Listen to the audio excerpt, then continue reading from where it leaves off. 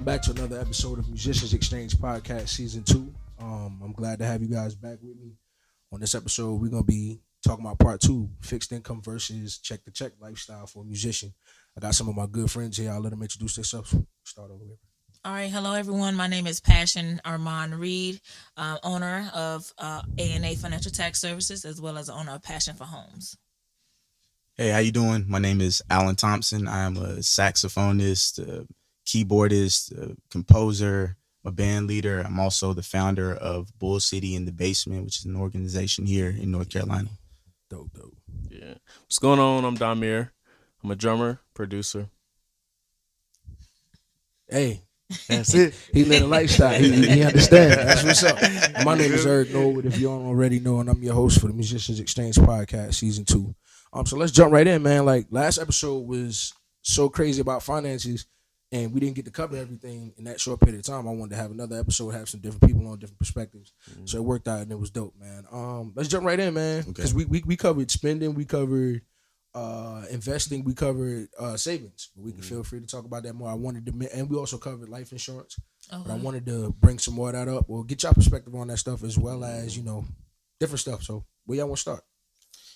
Shoot, we can take it a lot of different areas. Right, exactly. Yeah. I mean, I guess we can start with life insurance. Just for me, so like 2 days ago, my father passed away. I'm sorry to hear Wow. that. Sorry to hear Sorry that. to hear that. Yeah, thank you. Wow. And it's kind of opened my eyes. Even before, he's been dealing with some like long-term illnesses for a while. And the last few months, we kind of really started talking about life insurance. And he was just letting me know, like, listen, man, this is a real thing. And, for us growing up in poverty, like it was, it's not really a culture that's really pushed because a lot of times, you grow up not really having a lot. You just trying to get by, Right. So I think it's very important for us as people, not just artists. I know it's a musicians podcast, but, as people to really be conscious about how we can right some of the miseducation that our ancestors before us dealt with and had to maneuver in. So that's where I'm at right now with it. Wow. That's real, man. Yeah, it's real, bro. Yeah. Appreciate you even coming through, losing a parent, bro. Already. And then having to deal with that. And then life insurance too is so affordable. I mean, a lot of us think that it's okay, well, we don't need it or it's something that we can't afford. But I mean, I've been married now 2 years, and one of the things, the first things that me and my husband talked about, or I wanted to talk with him about, was making sure that we had coverage. And just starting out with term coverage. And term coverage is like, it was like less than like $20 a month. Right. But it's something that we all need, but you feel like, oh, well, I only need it when something happened. But just to cover like burial expenses. So, I mean, it's definitely something that we all as people need to take advantage of. That's real. So I agree. I mean, what you feel about insurance wise? Man, I feel the same way about that as I do about a lot of stuff. I feel like we have the tendency to not prepare for something until we have to, and not take things serious until serious things happen. So I think it's partially a culture thing too. We just got to learn to be proactive and care about the things that matter. Right.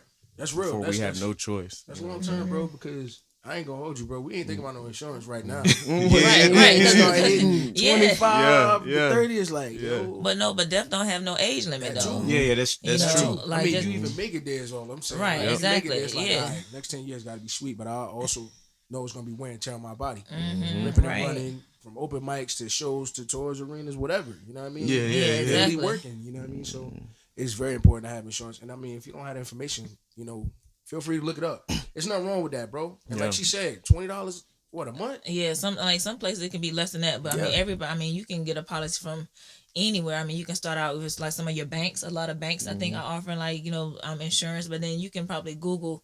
Like first, I would start out with whoever you have car insurance with, Right. because 9 times out of 10, whoever you have car insurance with have some type of Like life insurance. Like I have State Farm, so I have a life policy. I have a policy with them. I also got a policy through my husband, like his job. Like me, so start out with your car insurance first if you don't know who to turn to, and then just ask them and say, hey, you know what? Do y'all have life insurance policies?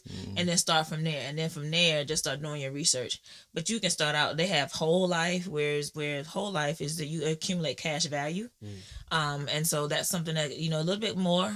It'll cost a little bit more, but because you're building that cash value, or you can do a term policy, where a term policy, like I said, you can do for a couple $100,000 for like 10, 15, 25 years, something like that, and it's very cheap. So that's real. Yeah, but you know what's interesting though, like I think it's interesting how, at the beginning of the topic, you said something that was very real. Like you came with it just, talking about the resources, and a lot of resources that probably me and him are probably not even, wouldn't even really exposed to, because, he talked about the culture, and the culture, we don't think about it, Right. And it's, I think is one of the reasons why it's very important for us to be here together, right, exactly, yeah, for sure. And the time that we do think about it is that the time when something bad happens, right, and that's when we at the funeral home, unfortunately, and that's when we find out like, oh, we don't have enough money to bury our loved one, and then it oftentimes it affects our communities, because now we're trying to figure out how can we pull money together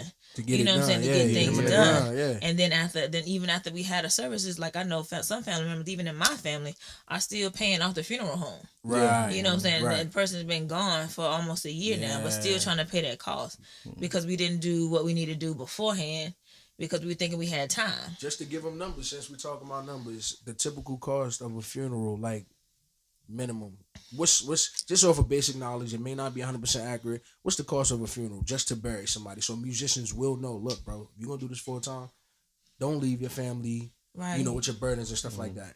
Yeah, how much did your father? I'm sorry to bring that up, but yeah, I mean, it's like, of course, you have like low end and you have high end. Right. So like on the low end, anywhere between 5 racks and 10 racks, $5,000 and $10,000. Right. If you want you want to have the body displayed, and you want it at a church, because even churches, like really, a lot, honestly, that's what majority. Right, yeah. Like, what church you trying to have? Come right this way, brother. Especially if you ain't no member. Yeah. We got the leather pews, I'm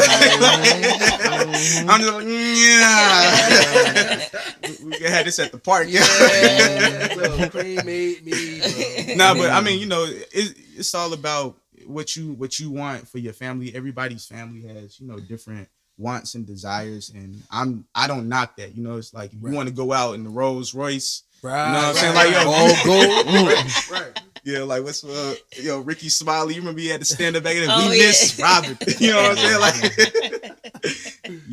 that's to each his own. So what we saying basically, the musician community, that funerals cost, bro. So, and it's not cheap. It ain't no $2 or $3 grand.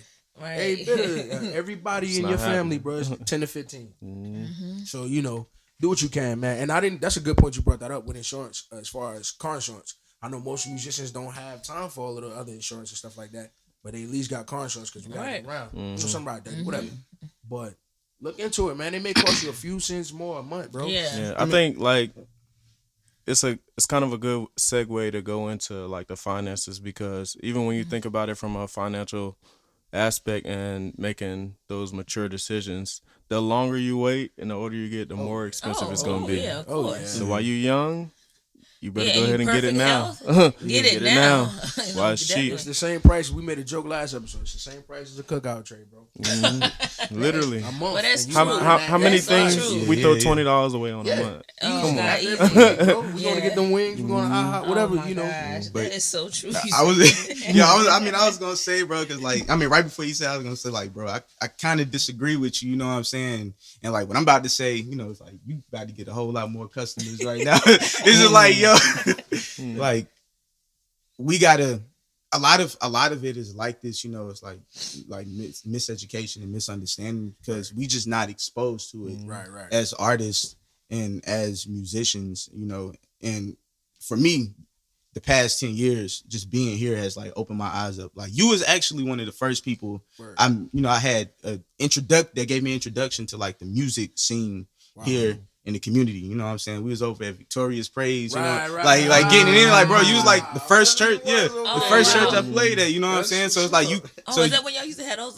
Yeah, the horns and everything. Yeah, I okay. feel Yeah, it. that's Yeah. how I know you. Okay. I ain't stay long, but you know,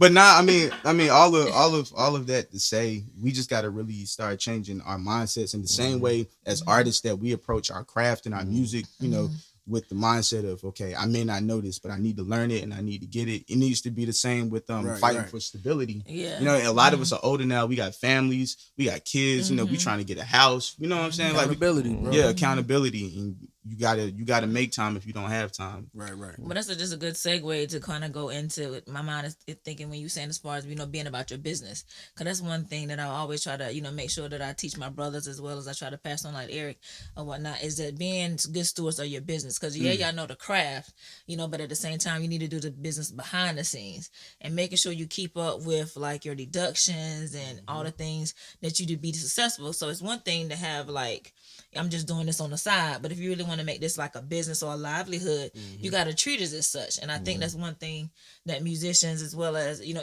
musicians as well as anybody that has a business, we fall, like I think Erik had said earlier, that, you know, try to like that paycheck to paycheck mentality. Yeah. Okay, I got paid with the gig. Okay, let me go ahead and spend it because I need to do something else. Without saying, okay, yeah, I may have made $200, but out of that $200, how much of it is my profit? Right. You know, you got to take out, you know, the different things for, you know, how much did that cost for me to replace that snare head? How much did it cost for me to replace this? You know, that stuff you kind of take into account because you want to be able to grow your business and your brand.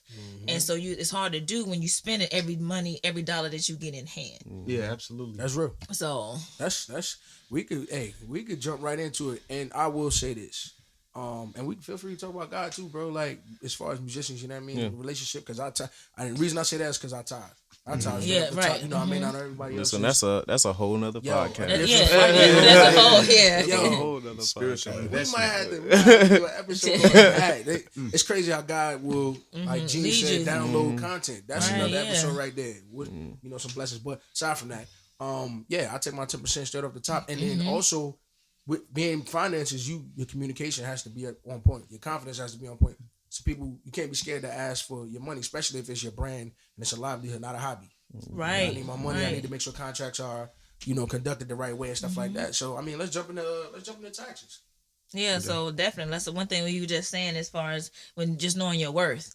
And I think, you know, I'm not in the music industry, but just being able to understand as far as doing your research, as far as knowing like how much, you know, a drummer, just being able to walk into a room and commanding or demanding what you expect to get paid, and then just deciding, you know, versus I think Erik had mentioned to me about should you be a 1099 or W-2 employee. It just really kind of all really just depends. You know, most people or that are like musicians are 1099 employees.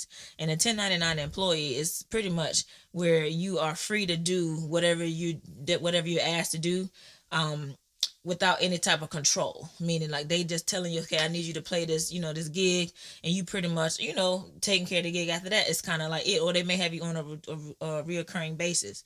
And so as a 1099 employee, you are able to actually do more deductions versus a W-2 employee. A W-2 employee is someone that kind of goes into work like a 9 to 5. And the employer pretty much dictates to them kind of like, you know, everything. If you ever had a job before, you know what a W-2 employee is. And they kind of the employer pays more taxes for you. They have more responsibilities. As a 1099, it's none of that. You kind of pay your own taxes. You kind of doing it on your own. So with that being said, as a musician, you really need to start focusing on the things that you do the most. Y'all travel. So with travel, you can deduct your your mileage. There's a I know y'all are real techie. There's a free app that you can download called Mile IQ. Okay. Yeah. And you can actually have it on your phone. And what it does is every time you get in your car, it will track your miles to and fro. And then when you get back, you can decide if this was a personal trip or this is a business trip. Yeah. So at the end of the year or at the month, you can actually have all your mileage already there. So that way you can add it up and record instead of trying to write it down. If you can't get the map or the app, just write it down on a piece of paper. Say, hey, I'm going here. I'm playing at Victoria's Praise. From my house to Victoria's Praise is this. From Victoria's Praise back, you know, that's the mileage for that day. But you definitely need to keep track of your mileage. Right. The next thing that you can deduct as far as vehicle is your maintenance of your car. Like a lot of people forget that, like car registration, tires, oil changes, gas, things like that. If you're using that car as your primary vehicle for your business, then that you can deduct that as well. So those are some of the things. And the next thing is like food. Oftentimes, you can deduct some of your meals. You can get like 50% deduction off some of your meals. And so those are some of the things that you can also look into. Also, when I was saying earlier about anything like as far as like gear, like microphones, equipment, snare heads. I mean, I know Trevon go through drumsticks. Y'all go through drumsticks all the time. $10 a pair. Yeah, so like, Reed's 30 a pop. That's bro. what I'm saying. Right, yeah. Right. So like photo shoots, music videos, restocking fees, sheet music. I mean, there's a laundry list of things that you can use as just music tax deductions. Then you got admin stuff, like if y'all do business cards, business registration, postage. I mean, website. I mean, there's so much stuff that you can actually deduct. Or you can take off your taxes as your business if you're a 1099 employee. But the key is, I tell everyone when you first start, one, seek help, seek a financial person or a tax professional that can help you. They can give you a list of things that you can itemize. You can create you a spreadsheet, and that way each month you can just kind of like enter that stuff in there to try to keep track of. Yeah. If you have receipts, make a copy of your receipt, because the ink on that receipt is going to fade away. So don't just throw those receipts in a shoebox and expect that they will be there at the end of the year. I get people come to me all the time at the end of the year with a shoebox, and they're like, "Oh, wait a minute, it's blank." That ink is gonna disappear. Right, so always make a copy of it, and so because that way you can always have it. Yeah. But then, like I said, just take it to your tax professional, and they'll be able to help you decide what you can actually deduct and what you can't. But just keep tracking of that stuff, because the stuff that you think that you can't write off, you can, and then you kick yourself because you didn't keep track of it, like tolls, fuel, like even your subscriptions. Subscriptions, Music, you know what I mean? So exactly. I'm thinking about what you said. Like it's crazy you said. Yeah, office, like even your house. You know what I'm saying? Like if you have a room dedicated in your house, you can write off a portion. So what you would need to do is you would need to take the square footage of your house, take the percentage of the square footage of the room you use, and that percent, that's what you would write off on your like cell phone bill, light bill, gas bill, all those things, because that is a home office and you can write that off. And people with studios, for sure. You run sessions in there. Yeah, and it's a legit business. This is on business. Yeah, exactly. Write it off, bro. And they make it so easy now. Like even to what she was saying, they got so many apps now. One of the apps that I've used is called Shoebox, and you literally just take a picture of your receipt, and it saves it for the year. Yep. I got that on my phone too. Download it right now. Yeah, I got. So I think the biggest thing, like, and a lot of us musicians, some of us haven't been exposed to this information, but a lot of us have, and we just don't take initiative. It's just like, don't waste this information. Like you throwing money away. We say we chasing the paper and we out to get the bag and all this other stuff, but we throwing money away when we don't take advantage of this stuff, especially my 1099 guys. Chase you. And even if an employer doesn't even, or a church or whoever you plan for don't give you a 1099, still report the income, because you still required to file that. So when I say that, it's because, okay, so let's say for instance, I hire you and you do a couple gigs for me, but it doesn't equal up to $600 a year. Yeah. I'm not required by the IRS to issue you a 1099, but you still need to report that income. And the reason why, because it benefits you. Because you want to show that your business actually earning money, but then also it'll also offset your deductions, so in that way you have passed through. Right. So as most musicians are sole proprietors, so you're doing a Schedule C, so that loss will actually pass through to if you have a spouse that's working, or you got a regular job, that'll help on the other end. But if you don't have nothing, you see what I'm saying? You saying you're not making anything, then you really not. And the eyes of the IRS, you don't want to be in trouble with the eyes of the IRS. No. Trying to have a whole bunch of deductions and you showing that you have no income. Yeah. So. See, you make a great point with that. My fault. Go ahead. Oh no. I'm just listening to her speaking. It's like I feel like this has been an episode of just transparency for me, but I feel like things that I've been through can definitely help push other people out there that are listening to it. So last year, the beginning of last year was the first time ever that I filed taxes. I'm 28 years old. So, wow. Yeah, so I filed for 2012 and 11 was exempt, but from 13 all the way up to recent. I filed all backings, and what really pushed me was having a family now. You know what I'm saying? Like, you know, I've been married for almost 2 years now, and I got kids and stuff like that. So it's like, you know, it just really forced me, and just really, you know, not only that, but besides that, I got a letter from the IRS at my job. They, you know what I'm saying? At my job. I was like, whoa, this is real. And I want to encourage anybody out there, because listen, I know that first off, you know, in the Triangle alone, we have so many different type of artists, and I've been fortunate enough to be in all of these different networks. You know, coming here, being exposed to, like, you know, the church scene, the gospel scene, and then being exposed to the hip hop scene and the jazz scene, and all these different musical scenes. You know, we all deal with the same problems, and I know that in all of those scenes, you got those few people that are just like anti everything, you know. It's like, yeah, for sure, you know. And I felt like I was on that, you know, in like 2013, 2014. I was like, yo, F the system, you know, F the government. They not getting my money, they not getting a dime, it all, you know. But like you said, yo, it hit different when you get that letter with them garnishing your wages. We about to take 30% out. Get real then. Yeah, and then also what really hurts or hits you is when you try to buy something. You know, like I told you know, my background, I help people that do finances and taxes, and then the number one thing when they try to buy a house, even when I help them try to find a house, one of the things you got to show income. Oh yeah. You know, and if you self-employed, you have to go back. It's even a lot tougher because you have to prove. Yeah. And so you have to. So normally, if you had a W-2 and you try to buy a house, you may only need 2 years of tax returns. But self-employed, you got to go even. It's even, the list is even greater. Yeah. From working with lenders. So that's another reason why you should always want to report your income and be good stewards of filing your taxes and file them correctly. Because you don't want to be, like you said, you have kids and then you can't buy your kids, you can't get a house for you and your family. Yeah. Because, you know, you was kind of, you know, I got the cash, but on paper, I can't prove that I got the cash. Right. And that matter, and that's what I was saying, man. Like, you just hit it right on the head, man. Like, for musicians, it's like, some musicians are hung on that, I got to be a full-time musician. Nah, I'm not working no part-time. It's like, bro, sometimes you got to think for the future as well. So if what you in, your situations are not bringing in enough finances consistently to show on record so you can get a house later on, because you're going to want to build. You're going to want your shorty. She's going to want some kids. You know, you might, whatever. You got to have the record. Yeah. So what's wrong with a part-time for 2 years just to show record? Look, I have this income and that income. It's swallow your pride if that's what your situation is. But you know what though?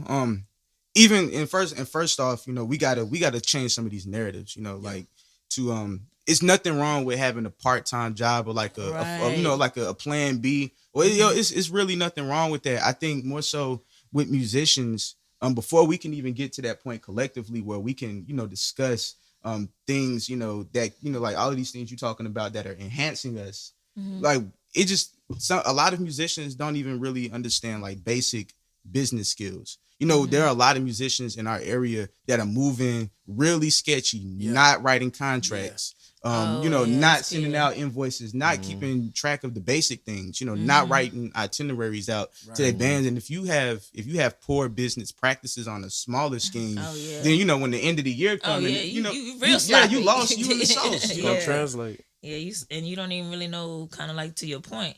If you sloppy on the small things, then you sloppy on the big things that matter. How can you build? That's exactly. How can you build? You're gonna stay right at the surface level. Yeah, and if you understand all of those expenses, you know, that you got to account for, then, you know, that goes with raising the economy. That means, I need to raise my prices now. Yeah, you know what I'm saying? It's like it's a trickle down. It's a trickle down effect. Because you probably devaluing yourself and you didn't even know. Completely. Yeah. You know, so even with that, what's crazy is, I'm gonna ask this and then we can jump right into that lane.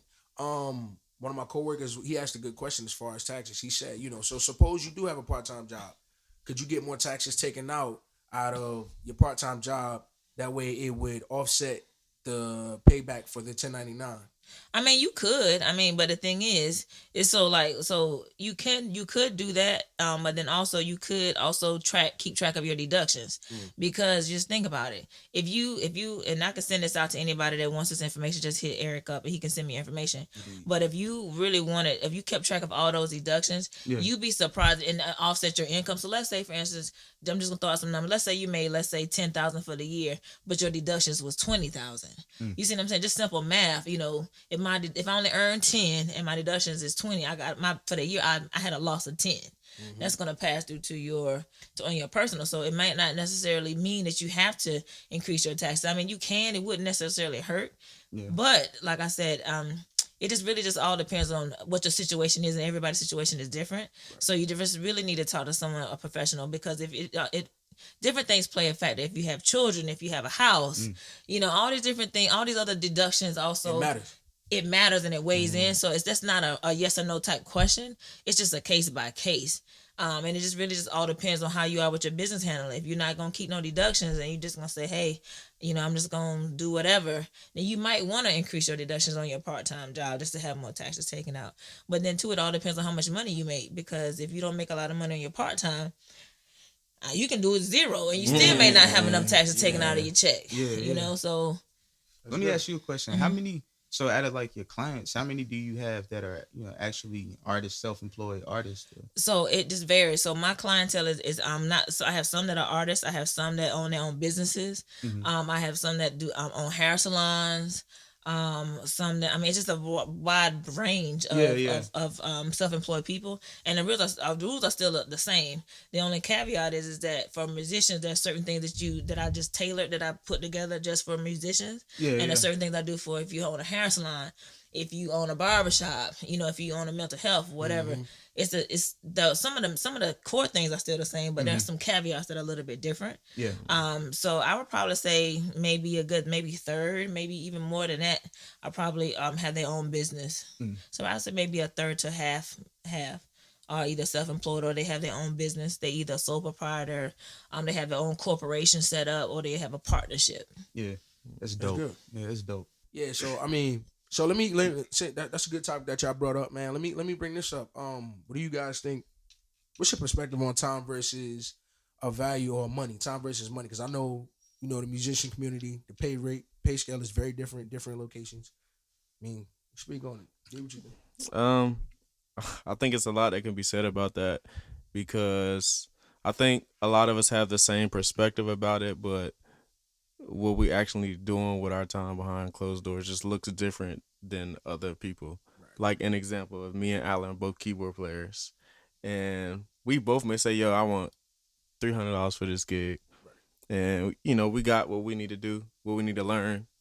And he may spend time perfecting that whole list of stuff, and I might just skim through it, whatever. Facts. But I'll show up expecting the same thing that he asked for, and I'm just like, what are we talking about? You know what I'm saying? So it happens just like that. What y'all think? What you think, bro? I think just to piggy off of what he's saying, the thing about being in America is we live in a capitalist society, so everything is based off of competition. So you take the same situation where me and him get this opportunity and it equally pays the same, but however, it might take me more time spent to focus on that than him. Right. And that's neither here nor there, which is why it's important. We have like standard quotes for certain services, but at the end of the day, always base your pricing off of your comfort and your personal needs and your personal satisfaction. And I think that's where we go wrong when we're trying to price all of this stuff and figure it out. A lot of us are just kind of just falling in suit. Well, like, oh, he got 200, maybe I'm supposed to get 200, right. Or she, or I think she better than me. Yeah. So if I get the same price as her, I'm gauging things off of what everybody else is doing. Yeah, not off of my own personal needs. Yeah, so I think got a question for y'all, because is it, how do y'all do y'all do price by hour?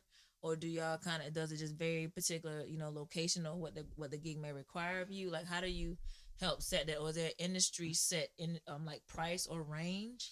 Kind of help you gauge with that, or you just, how do you determine that? For me, I think, and I'm, anybody that knows me knows that I'm a super philosophical person. I think that, just from what I've learned in the past few years about business, talking to other people in my eyes who are really, really successful at what they do, I'm at a point with my life where I want my artistry to translate in all of the corners of my life. So I approach business and negotiations as if I would approach writing music or learning a song. So it really depends on each situation is different, and that's the power Facts. about being the boss and like really having your own business. You can do whatever you want. I've had people hit me up, yo, artists, yo, what would it take for me to get you as my main drummer or my drummer full time? And I'm like, mind you, I still work a regular job, schedule wise, And I'm like, there's no set price. It depends on the situation. I'm not gonna tell you 200 here and you about to go make 10 grand over there. We going to Dubai or whatever. Like, nah, it's not a set price, and it's no ill. It's with love, with respect. This is just business. Yeah, it's no set price. You can't, it varies. How long are we playing? I need all the details. I like it. Whenever I'm over a situation with my guys or I bring anybody in, I want you to leave with no questions. Yeah. The attire, the rehearsal dates and times, the set list a couple times, any questions you have, even conversation. A lot of people, they give you all them details and skip the whole conversation. And that's the only question most musicians have to ask at the end. Unless the person is good with business and they be like, look, yo, this is a favor, bro. Or it's gonna pay this much, it ain't paying that much, it's up to you. And no feelings be involved. Yeah. Right. So Yeah, that's facts. I think the more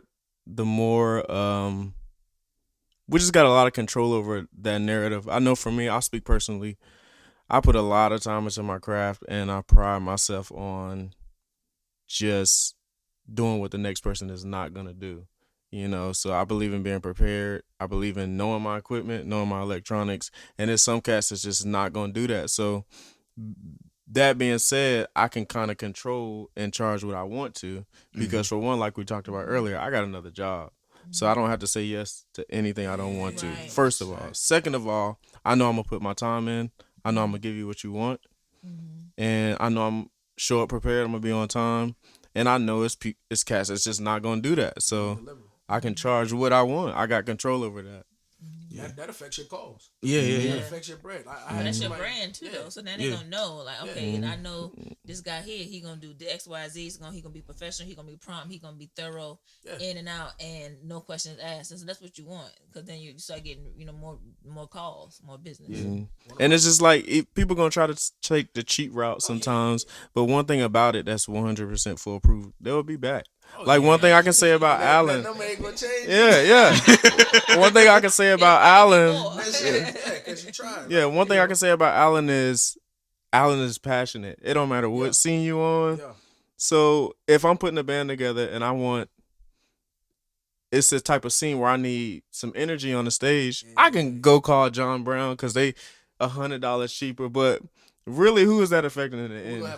Like, I know he got what I need. So, come on. I'm gonna have to bite the bullet and pay what he worth. And even what Damir was saying, bro, like he's gonna try to do something that other musicians don't do. Like I met Damir, what was it, in Sanford or Fayetteville?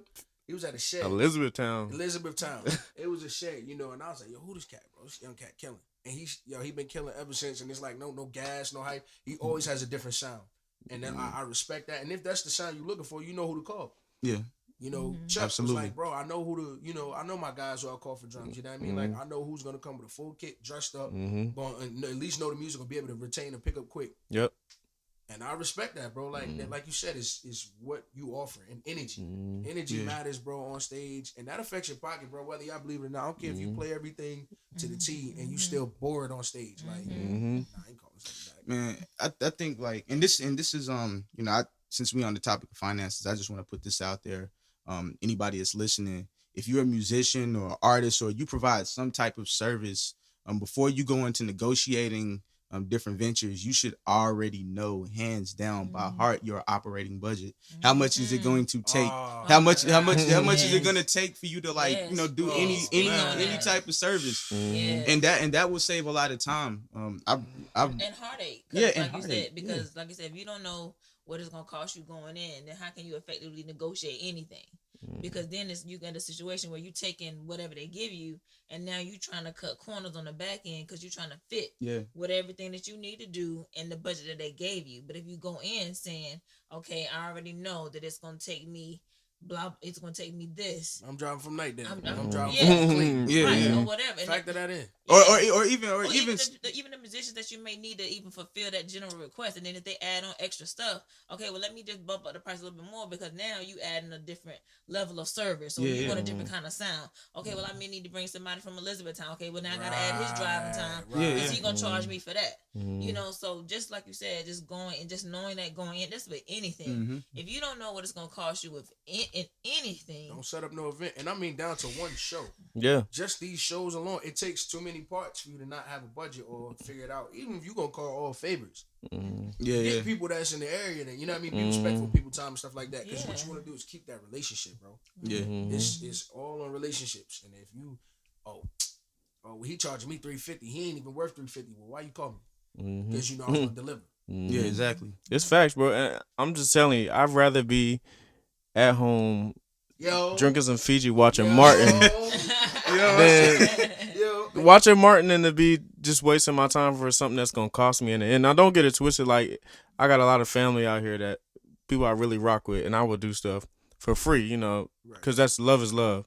But before I waste my time for something I don't want to do and it's gonna cost me more, I will be home watching Martin. And that's the thing, being a musician, you gotta factor that in, bro. That doesn't mean he loves being not being a drummer or musician any less. It's your value, bro. Knowing your time and your worth. What you was about to say? No, yo, it's crazy. It's like, first off, like, yo, you're like a genius for putting us three together because everything is yeah. But man, just like going into what he was saying about, you know, we even have to change our mindset about what free means. Because so this is how I feel about money. You know what I'm saying? Like, money is a tool. Money is literally like a tool. And when I'm negotiating stuff with people, for the most part, I understand that we're all on different levels, and most of the artists that you know that are in association with each other, we're starting from a ground up level, especially here in North Carolina, where you know, like the development of the of just even understanding music and art as an economic tool that's lucrative. It's still kind of a unconventional concept right now. We're kind of behind versus to all of the other major cities, so. If I'm doing business with Damir and we're trying to make something happen, we're doing a project together. Understanding that one, that's my man's. Two, you know, we're both kind of on the same platform, so we may not have a whole lot, you know, to contribute to creating the works that we want to work. We'll barter with each other. Yep. You know, it's like he might need me to cut some sax on a project or something like that, or I might need him to do some studio work in exchange for doing this event that we're gonna do. That's the tool. Now, and this is also something else that we have to realize. If there's absolutely nothing that we can do for each other, that's when you use money. Yeah. You know what I mean? And that's okay. And that's okay. It's okay. People be in their feelings. And that's yo, I promise you, D, and that's what I'm saying. Like, if D hit me up, like, and that's how I do with sessions. I'm just, and that's what this podcast is about, just keeping it straight, transparent, keeping it 100, bro. Like, homies hit me up, yo, E, I need you to cut drums on so and so. Is this for you or is it for somebody else? If it's for somebody else, I gotta charge you. If it's and I'm gonna still try to look out for you because I know you still gotta get yours on the back end. Yeah. But if it's it's for somebody else, but if it's for you, yo, look, bro, pull up, D. Is this for you or is it for somebody else? You know what I mean? Like, if you put out an EP, bro, come through. It's love. Get it done, bro. Yeah. So we just gotta be more. We have to be more resourceful. You know, and that saves a lot of time and trouble and energy. You know what I'm saying? It's real. I mean, so I feel like, you know, we dropped a lot of knowledge already, man. Part 2. I feel I had a good time, bro. Like, to be honest with y'all, any last tips or advice you guys will give for the musician community? I just think for me, it's just it's a brand new year. It's January 2020. Yeah. You know, start out right now. New decade. If you don't have a computer, if you don't have time to do, you know, to create like an Excel Word document, you know, go back to the old school, get your notebook. Yeah. And just really start jotting stuff down, you know, make photocopies, you know, get those tools that we talked about, like we mentioned, like Shoebox, you know, Mile IQ for your mileage. Really just speak to someone, get you a professional that can kind of assist you. Someone that either does taxes or someone like myself that can assist you with finances and taxes. Just that, you know what I'm saying, ask questions and maybe get like a free consultation on how to set your stuff up. And then from there, you can just manage it yourself. But just being mindful of some of the information that we had talked about today, really knowing your value, going in with a budget, and being able to negotiate and knowing your value. And then, like I said, and tracking your income.